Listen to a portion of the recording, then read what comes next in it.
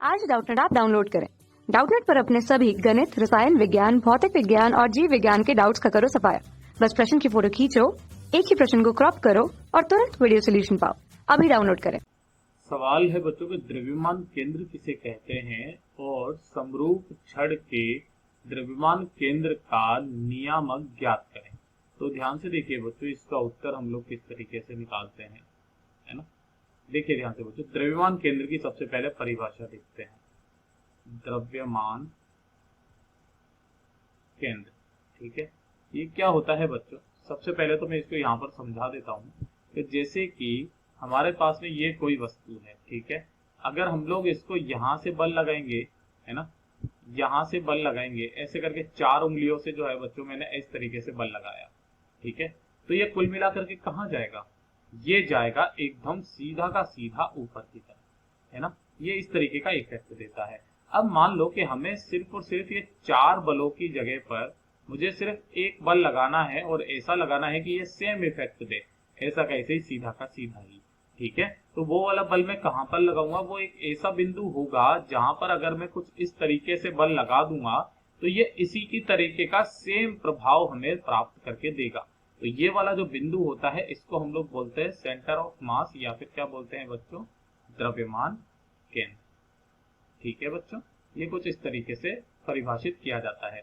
और किस तरीके से परिभाषित किया जाता है तो ध्यान से देखिए कि पिंडों के निकाय या पिंड या निकाय, पिंड या निकाय का वह बिंदु जहां पर पिंड या निकाय के संपूर्ण द्रव्यमान को क्या माना जाता है बच्चों, केंद्रित माना जाता है, तो उस बिंदु को द्रव्यमान केंद्र कहते हैं। सेम वही वाली बात है, मैंने यहाँ पर यहाँ पर यहाँ पर यहाँ पर बल लगाया, ठीक है।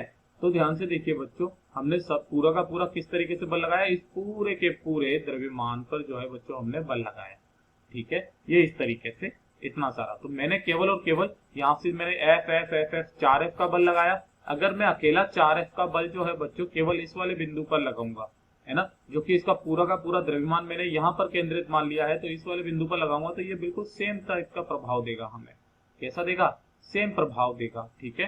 तो इसे ही बच्चों हम लोग इस वस्तु का द्रव्यमान केंद्र कहते हैं बेसिकली। अब जैसे कि हमसे ये पूछा जाता है कि ये जो समरूप छड़ के द्रव्यमान केंद्र का नियामक क्या होता है बच्चों हमारे पास में, तो ध्यान से देखिए बच्चों, संपूर्ण छड़ का द्रव्यमान केंद्र का नियामक क्या होता है वो मैं आपको बताता हूँ। जैसे कि मान लेते हैं हमारे पास में ये कोई छड़ है, ठीक है, ये ऐसे करके कोई छड़ है जिसकी लंबाई है बच्चों मेरे पास में L, है ना, जिसकी लंबाई कितनी है मेरे पास में, वो है L, ठीक है।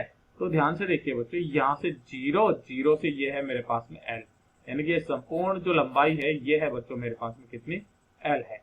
क्या मेरी बात क्लियर है। अब ध्यान से देखिए बच्चों, मुझे इसका द्रव्यमान केंद्र निकालना है, तो इसका जो द्रव्यमान केंद्र होगा वो इस पूरी की पूरी छड़ के ये वाली अक्ष पर ही होगा। क्यों, क्योंकि इसके वाई में तो कुछ भी द्रव्यमान है नहीं। ध्यान से देखिए बच्चों, वाई में तो कुछ द्रव्यमान है नहीं, और जो द्रव्यमान होगा वो कहाँ पर होगा बच्चों, बिल्कुल यहाँ पर होगा। वो किस तरीके से निकालते हैं, जैसे कि मान लेते हैं कि यहाँ से यहाँ तक की लंबाई हमारे पास में ये कितनी है बच्चों, x है, तो ये वाली कितनी बच जाएगी मेरे पास में, L माइनस एक्स बच जाएगी। ये कितनी बच जाएगी मेरे पास में, ये बच जाएगी मेरे पास में L माइनस एक्स, ठीक है। तो इसका जो सूत्र होता है बच्चों हमारे पास में, वो होता है हमारे पास में XCM बराबर इधर का द्रव्यमान यानी कि M1 x1 plus M2 x2 बटे, और इसका द्रव्यमान अगर मेरे पास में M है ना, तो वो कितना आ जाएगा, और इसका इधर का द्रव्यमान हो गया M1, इधर का द्रव्यमान हो गया हमारे पास में M2, तो ये हो जाएगा मेरे पास में M1 प्लस M2, है ना। ये इस तरीके से जो है बच्चों, ये तो 2 द्रव्यमानों का हो गया, यानी कि मैं अगर इनको अलग अलग मान लूं तो। लेकिन हमसे इस रोड के बारे में पूछा गया है, तो इस रोड का जो द्रव्यमान केंद्र होगा वो जस्ट इसके बीचों बीच में होगा, जो कि यहाँ से कितनी दूरी पर होगा, यहाँ से ये होगा L/2 पर, है ना, और यहाँ से भी ये कितनी दूरी पर होगा बेटा, ये भी यहाँ से भी L/2 दूरी पर होगा। यानी कि इस वाली छड़ का जो हमारे पास में द्रव्यमान केंद्र के जो निर्देशांक होंगे, द्रव्यमान केंद्र के निर्देशांक छड़ के लिए वो कितने हो जाएंगे, वो हो जाएंगे मेरे पास में x में, तो यहाँ से अगर मैं देखूं तो यहाँ से इस वाले बिंदु से जो द्रव्यमान केंद्र होगा वो कहाँ पर होगा, L/2, 0 पर, ठीक है। यानी कि जो द्रव्यमान केंद्र होगा छड़ के बीचों बीच होगा। द्रव्यमान केंद्र छड़ के बीचों बीच होगा, बीचों बीच होगा। यही इसका उत्तर है बच्चों। कक्षा 6वीं से 12वीं से लेकर नीट, IIT, JEE वो एडवांस के लेवल तक 1 करोड़ से ज्यादा छात्रों का भरोसा।